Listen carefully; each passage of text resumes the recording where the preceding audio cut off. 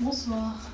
Oui, bonsoir. Merci beaucoup pour votre intervention. Est-ce que, quand vous parliez de la question mémorielle en Guinée, vous faisiez référence à la période Sékou Touré, ou est-ce que vous pouvez préciser à quoi vous faisiez référence par rapport à ça?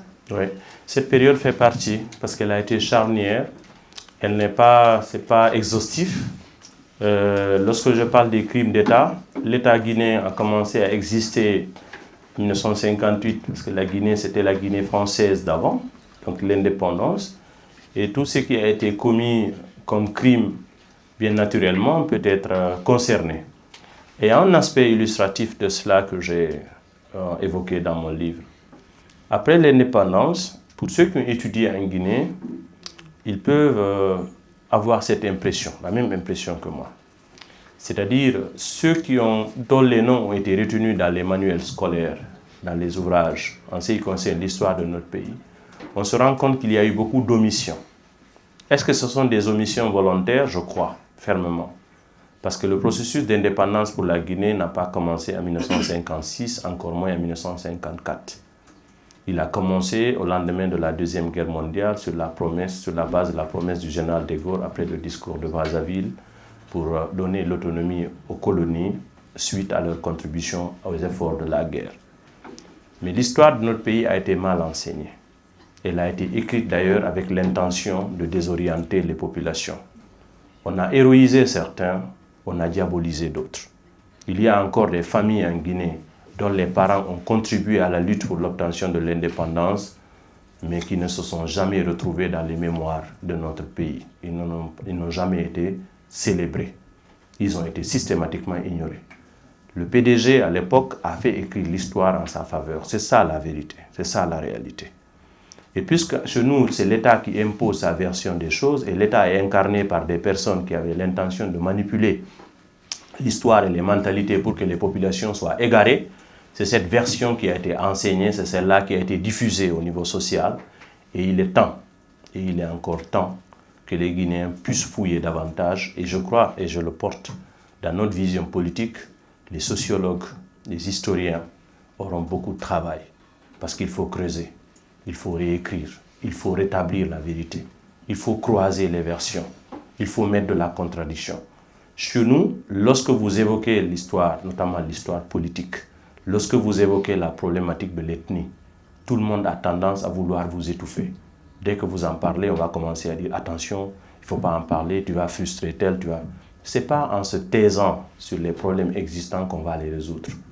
Il y a eu des pays qui se sont affranchis des problèmes de racisme, des problèmes de discrimination, mais à travers la vérité, à travers la contradiction. Aux États-Unis, c'est l'un des pays les plus diversifiés. Si vous venez dans certains services administratifs, il est même indiqué clairement, si vous êtes noir, vous cochez noir. Si vous êtes blanc, si vous êtes spanish, vous cochez. C'est de la discrimination ouverte, mais pas dans le mauvais sens, parce que ça n'enlève en rien que je suis noir. Ça n'enlève en rien que vous êtes arabe, ça n'enlève en rien que vous êtes blanc. Cela ne veut pas dire qu'on ne peut pas composer. Ce n'est pas en niant l'identité des gens ou l'histoire qui s'est passée, ce n'est pas en le niant qu'on peut se porter mieux. Donc le cas du premier régime sous l'ère Sékou Touré, où on a connu le Kambouaro, il ne reste rien du Kambouaro. C'est un camp qui a été refait.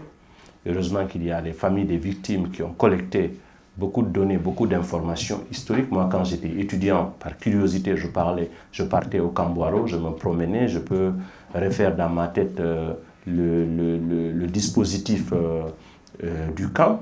Et je crois qu'il y a une nécessité d'avoir des grands symboles après avoir rétabli la vérité, après avoir enseigné ce qui peut nous être utile, parce que cela n'a pas comme objectif l'enseignement de la haine, l'enseignement de la vengeance, mais l'enseignement de la vérité, l'enseignement des faits, pour que les Guinéens, les prochaines générations, soient édifiés et qu'on fasse tomber le tabou du débat sur la question mémorielle. Surtout, ça c'est très important. Dès qu'un homme public lève le doigt pour évoquer le sujet en Guinée, vous avez toutes les garanties de vous voir stigmatisé. Parce que ceux qui veulent que cette version soit toujours maintenue, ils veulent utiliser la peur pour ne pas que les gens en parlent. Et pourquoi ils ne veulent pas que les gens en parlent? Peut-être qu'ils ont intérêt à ce que le statu quo demeure, que ça reste toujours ainsi. Ça fait l'avantage de qui? Il faut qu'on se pose des bonnes questions. Et nous travaillons à nous interroger par rapport à ça et nous esquissons des pistes de solutions sur la problématique de la question mémorielle. Donc, le premier régime est concerné, le second, et à date, même ce qui est en train de se passer, ce qui est en cours, ce sont des choses qui méritent d'être traitées et résolues. Bonjour à tous, bonsoir Michel. Bonsoir. Et je me permets de poser des questions. J'ai des questions, j'aimerais bien les poser. Et avant de les poser, je vais les justifier pour que vous compreniez mieux. Parce qu'ils ne parlent pas bien français et les précisent. En fait, moi, je suis né en Guinée, grandi en Guinée. Et j'ai perdu ma mère le jour de ma naissance. 3 mois après, j'ai perdu mon père. Donc, je n'ai pas pu aller à l'école parce que j'étais orphelin. Il n'y avait personne qui va pouvoir financer mon éducation, entre guillemets. Et j'ai migré à partir de 2015 pour venir en France. Et j'ai pu y arriver.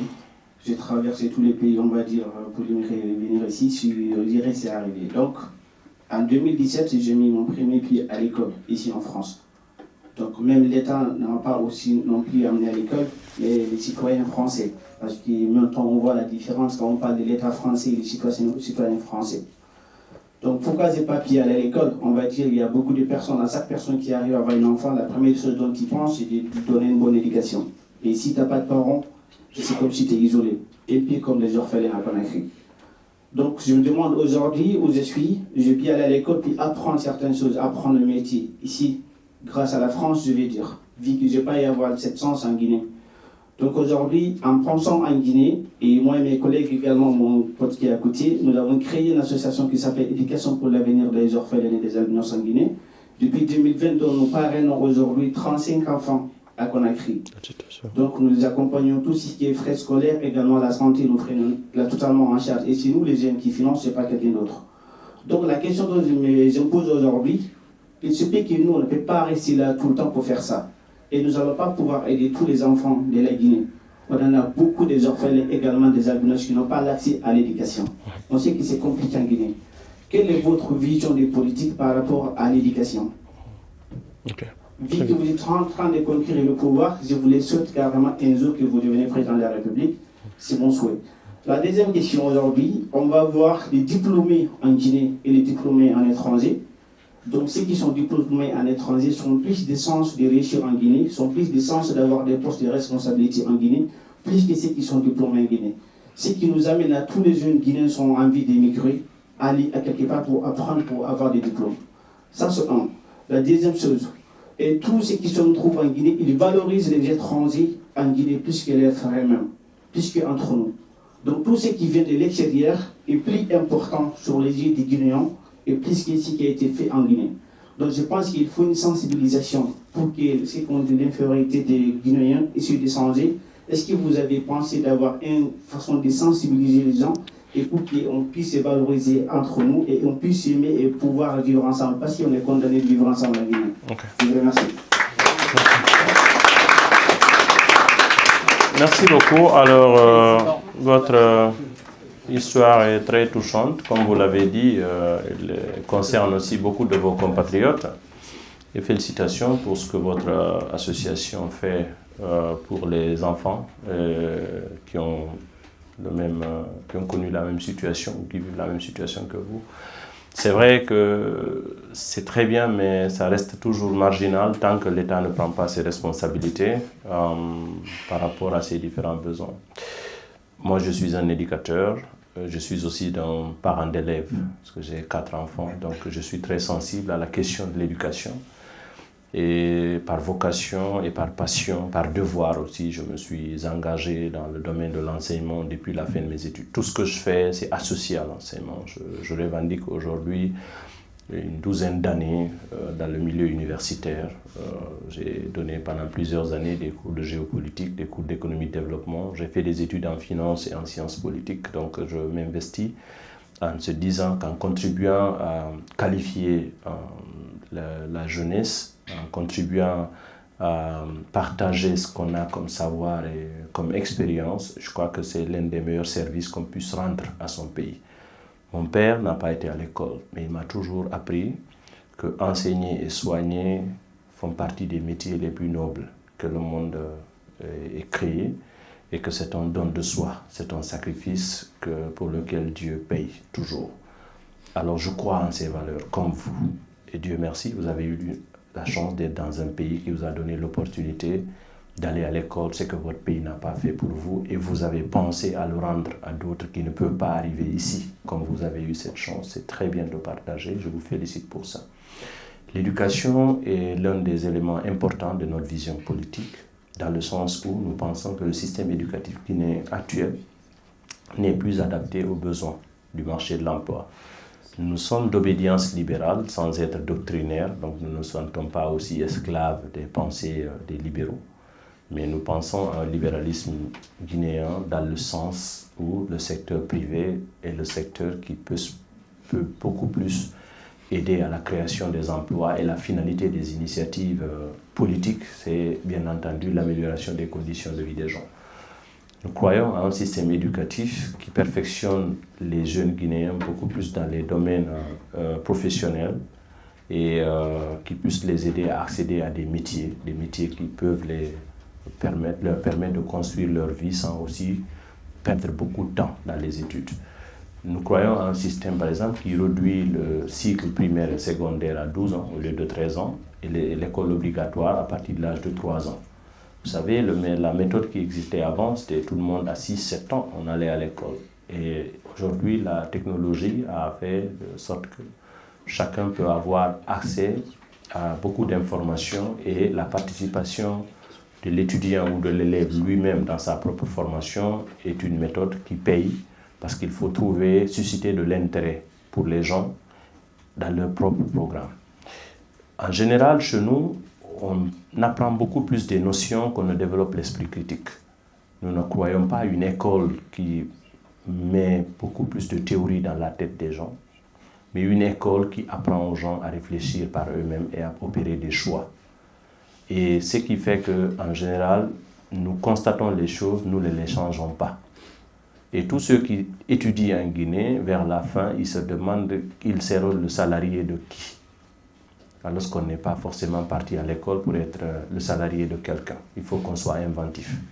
Et le fait d'être inventif requiert d'abord qu'on ait confiance en soi et qu'on ait les outils nécessaires pour se dire la valeur ajoutée de faire un cycle de 23 ans, de 25 ans s'il le faut. La valeur ajoutée, c'est de créer ce qui n'existait pas. Parce que nous croyons à l'innovation, nous croyons à la créativité, et il faut vraiment mettre ça au cœur du système éducatif guinéen. Et nous croyons à la nécessité de mettre en place des lycées techniques qui peuvent déjà, à partir du lycée, permettre à chacun de savoir exactement quelle pourrait être la dernière phase de sa trajectoire académique. En Guinée, on peut arriver en fin de cycle et se demander qu'est-ce qu'on ferait dans un milieu professionnel, à quel emploi je pourrais avoir accès. Et si vous prenez des statistiques, vous verrez que beaucoup de Guinéens exercent un métier professionnel pour lequel ils n'ont pas étudié. Et il y a peu de chances qu'on se performe, parce qu'après, on se fait ce système de la débrouillardise, on se colle à quelque chose, et puis on se dit, je vais être là au moins pour gagner ma vie. Et en général, pour réussir, il faut vraiment avoir un plan de carrière sur la base de vos compétences, sur la base de votre trajectoire. Et nous travaillons aussi, dans notre vision, nous travaillons à lutter contre l'informel dans le milieu économique, qui fait que nous perdons beaucoup plus d'opportunités par le fait de ne pas cerner les activités économiques. On se plaint souvent dans notre pays de dire qu'on est en manque de financement. Alors que si on pourrait mobiliser, ne serait-ce que de façon optimale, l'épargne des Guinéens en bancarisant les populations, ce qui veut dire qu'il y a une marge de ressources très importante que nous n'arrivons pas à capter parce que simplement c'est informel. Donc les deux sont liés. Un secteur éducatif qui pourvoit la ressource humaine, les ressources humaines par rapport aux besoins de l'économie. Nous, notre vision est portée beaucoup plus sur une éducation qui est orientée vers les emplois, et pas les emplois de salariat, mais plutôt les emplois dans le sens de la créativité. Bonjour, Monsieur Aliouba. Je suis Dalanda So. C'est un plaisir de vous avoir ici aujourd'hui. Merci pour votre présence. Merci à toi, Dalanda. Et en fait, j'ai deux questions, mais plutôt, donc si j'ai le temps, évidemment. La première concerne l'économie, parce que moi, c'est un sujet qui m'intéresse énormément. Et le deuxième, c'est Aliouba, l'homme. Voilà, simplement. Donc, la première question, aujourd'hui en Guinée, nous avons une croissance d'à peu près 4% depuis 5 ans. Nous avons une dette publique qui a explosé, en tout cas en termes de pourcentage, durant les 7 dernières années. Aujourd'hui, nous avons tous ces enjeux autour d'avoir de la création de valeur sur les matières premières, parce que notre PIB dépend énormément des exportations de ressources minières notamment. Donc comment créer de la valeur sur place. Et surtout, moi, la question qui m'intéresse davantage, c'est comment créer de la croissance inclusive. Parce qu'aujourd'hui, on dit oui, l'Afrique, la Guinée en particulier, c'est des pays qui sont en croissance. Donc vous, si vous étiez président demain, qu'est-ce que vous metteriez en place? Bien sûr, pas tout le programme économique parce qu'on n'aurait pas le temps, mais en tout cas les grandes lignes pour nous assurer que la croissance, parce qu'on a les ressources pour le faire aujourd'hui, elle soit vraiment inclusive et qu'elle permette à tous les Guinéens de pouvoir en profiter. Et sur quel levier est-ce que vous vous appellerez? Et surtout, comment diversifier cette économie, parce que c'est la seule manière en réalité d'y parvenir et ne pas être le joug de qui que ce soit. La deuxième question, donc, elle concerne donc, Aliouba, l'homme. Donc, aujourd'hui, si vous étiez face à une jeunesse, pourquoi est-ce qu'on devrait voter pour vous? Pourquoi est-ce que vous estimez que c'est vous qu'il faut aller Guinée? Pourquoi est-ce que c'est vous qui changeriez les choses et pas quelqu'un d'autre? Et par exemple, moi, pourquoi est-ce que je devrais m'engager auprès de vous? Peut-être une remarque un peu annexe aussi, quelle est pour vous la place des femmes dans cet écosystème-là? Comment est-ce que vous l'envisagez? Donc voilà, aujourd'hui il y a des promesses autour de ça, de 30% de femmes au gouvernement, on a vu ce que ça donnait. Donc voilà, comment vous convaincuriez une jeunesse aujourd'hui de voter pour vous, parce que vous êtes l'homme qu'il faut aller Guinée? Et donc la première question sur la croissance inclusive. Merci. Merci Dalanda pour la question. Alors, la problématique de l'économie, vous avez touché beaucoup de choses qui sont très pertinentes. Ça renvoie à l'éternel débat croissance-développement, parce que le plus souvent dans les pays on brandit des taux de croissance quelquefois élevés, bas, et on se dit cela ne se traduit pas en développement. Le point il est simple, vous savez c'est quoi la croissance? La richesse créée, si elle n'est pas objectivement distribuée, rationnellement distribuée, il n'y a pas de raison d'espérer le développement. L'un peut se faire sans que l'autre se fasse, et c'est pourquoi c'est important de marquer le pas par rapport à la gouvernance publique vertueuse et représentative. Notre vision de l'économie, naturellement, pour le cas de la Guinée, nous ne croyons pas à une économie essentiellement tournée sur l'exportation des matières premières. C'est une économie de rente, elle a toujours fonctionné comme ça. Nous revendiquons aujourd'hui plus de 125 millions de tonnes de bauxite exportées chaque année, avec une tonne dont le prix varie entre 440 et 540 $ selon la situation conjoncturelle du marché mondial des matières premières. Si vous faites le calcul, vous trouvez que c'est beaucoup d'argent, mais c'est rien du tout par rapport à ce que la Guinée gagne. Bien naturellement, l'intérêt de l'économie en matière de disposer des ressources, c'est pouvoir les exploiter sur place, parce que ce sont les produits finis qui créent de la valeur ajoutée. Parce que toute la chaîne d'exploitation est une chaîne dont chaque étape symbolise des emplois et symbolise de la richesse créée, de la valeur ajoutée. Donc nous, d'ailleurs je l'ai aussi mentionné dans mon livre Vision, nous pensons qu'il faut déjà faire une sorte de moratoire sur l'exploitation des mines en Guinée. Même pas annuler toutes les conventions, mais arrêter de délivrer des conventions jusqu'à faire d'abord un état des lieux. On en a aujourd'hui, moi récemment j'étais en tournée dans la région de Boké, qui est l'une des régions minières du pays, classée zone économique spéciale. Mais aujourd'hui, il y a plus de 25 entreprises minières qui ont des conventions qui exploitent la zone de Boké. La destruction de l'environnement a plus de coûts que ce que cela rapporte dans le budget. Le secteur minier est très capitalistique, donc il demande beaucoup de ressources. Et nous n'avons pas développé des juniors miniers dans notre pays qui puissent participer à l'exploitation du secteur minier. Nous avons des entreprises de services et des entreprises de sous-traitance. Et la sous-traitance est la chose la plus marginale dans un projet minier. Donc ce sont des miettes qui restent en Guinée. Et quand on prend parmi les pays qui exploitent et qui exportent les matières premières chez nous, un pays comme la Chine, ça fait plus de 15 ans, la Chine fait de la réserve stratégique. La Chine ne produit pas, ne prend pas les matières premières pour pouvoir les vendre ou alimenter les entreprises en Chine, c'est plutôt faire de la réserve stratégique et faire de la spéculation dans les années à venir et susciter une crise de l'offre mondiale par rapport à la bauxite et d'autres matières qui sont prisées et dans le cadre de la géopolitique mondiale pour se positionner. Donc nous croyons que la Guinée est un pays très fragile par rapport à ces enjeux mondiaux pour continuer d'être une économie de rente qui va exploiter, exporter sa matière première sans que cela ne se traduise par de la valeur ajoutée. Donc pour nous, il faut d'abord qualifier la gouvernance, ramener la confiance. L'économie, partout dans le monde, elle est fondée sur un élément essentiel, et ça c'est universel, c'est la confiance. Et la confiance est un indicateur psychologique. Et cette confiance dépend d'abord de l'exemplarité des dirigeants, leur qualité à appliquer les textes, à faire appliquer les textes, à rassurer d'abord les investisseurs locaux. C'est contradictoire chez nous qu'on cherche toujours à ouvrir des forums un peu partout dans le monde.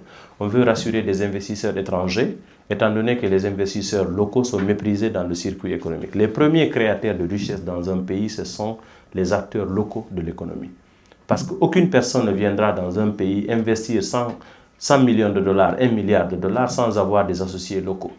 Et les associés locaux sont les premiers baromètres pour mesurer l'état du développement économique, l'état du business dans le pays. Donc pour nous, la première réforme à faire et qui est essentielle, c'est d'abord qualifier la gouvernance à travers l'exemplarité des dirigeants.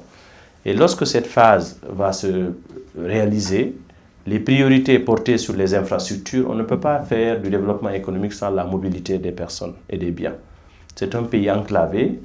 Et pourtant, il y a assez de ressources, mais le coût de la mobilité est très élevé encore en Guinée. Interconnecter les villes, et dans notre vision, nous avons un projet de réalisation de la route périphérique de la Guinée, qu'on a appelé la Grande Ceinture routière de Guinée, ça fait partie de notre projet, qui partirait des côtes de Boké jusqu'à Sigiri pour descendre sur Zérékoré et rejoindre la route nationale. Quand on va cercler le pays, on va interconnecter toutes les villes, vous aurez, non seulement ça va réduire le temps de la mobilité. Quand vous prenez quelqu'un qui quitte Conakry pour aller à Labé, vous imaginez la carte, il est obligé de faire le détour sur Mamou, ça lui fait un angle de 90 degrés. Et pourtant, si vous prenez simplement l'hypoténuse, vous passez par Fria, vous vous retrouvez avec environ 100 km ou 120 km que vous aurez réduit sur la distance. Lorsque vous réduisez une distance de 120 km, vous aurez réduit le temps du trajet, vous aurez fait de l'économie au niveau des charges du déplacement, et ainsi vous avez la possibilité de faire interagir les gens et réussir à développer l'économie. Comme vous l'avez dit, ça peut être tout un débat, notre vision sur l'économie, mais essentiellement, alors pour la deuxième question, pourquoi le choix à Liuba? Je crois qu'aujourd'hui, les Guinéens ont envie d'avoir des dirigeants qui leur ressemblent, des gens qui vivent avec eux, qui connaissent leurs problèmes, qui ont participé à aider à régler certains de leurs problèmes. Et je crois que je suis c'est lui qui incarne aujourd'hui ce Guinéen-là. Moi, j'ai vécu en Guinée, j'ai travaillé en Guinée, j'ai étudié en Guinée, et je suis au quotidien avec nos compatriotes. Je revendique un parcours qui est très impliqué, avec des résultats concrets, et je partage avec eux tous les risques au quotidien. Et l'engagement que nous avons eu, ce n'est pas un engagement du fait d'être jeune, c'est un engagement qualitatif. Nous avons un projet politique très ambitieux et qui est pragmatique. Ce n'est pas un projet théorique, parce que ce projet que nous avons, il est inspiré des réalités de nos compatriotes en termes de diagnostic et de perspective. Et ce que nous souhaitons aujourd'hui, c'est qu'il y ait un véritable débat contradictoire dans un processus démocratique clair pour que chaque Guinéen puisse dire concrètement ce qu'il est capable de réaliser pour nos compatriotes. Et nous pensons que dans une compétition saine, les Guinéens marqueront leur choix sur nous et feront de nous ceux qui vont les gouverner, et bien entendu avec une garantie de résultat. La place des femmes. Écoutez, moi je suis contre le fait d'être sélectif de façon indicative, à dire 30% de femmes, 40%. C'est comme si on faisait des cadeaux aux femmes. C'est comme si, déjà en soi, c'est un manque de respect.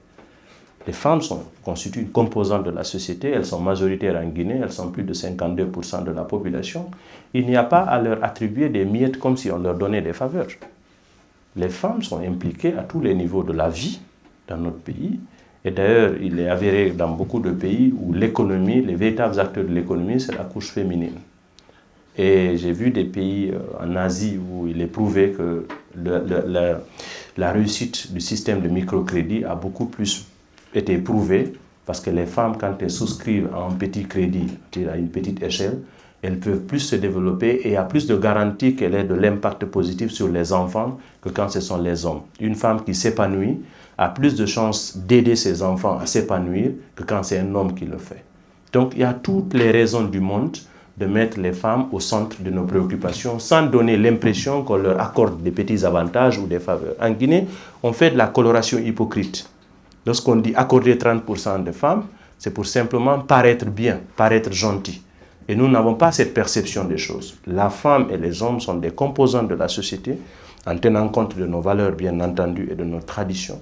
Mais chacun d'eux doit être un acteur du développement et les femmes ont autant de potentiel que les hommes. Il faut rendre la compétition saine. Lorsqu'un poste de responsabilité est à conquérir, une femme et un homme à compétences égales, bien naturellement que c'est lui qui est le meilleur pour certains critères qui ne soient pas forcément des critères de compétence, puisse exercer la responsabilité. Le plus important est de produire des résultats. Les femmes ont autant de potentiel que les hommes. C'est en ces termes que nous allons clôturer cette conférence. Merci beaucoup, M. Ba, d'avoir apporté votre éclairage aux étudiants et aux autres qui sont venus de partout de Paris. Merci à tous d'être venus.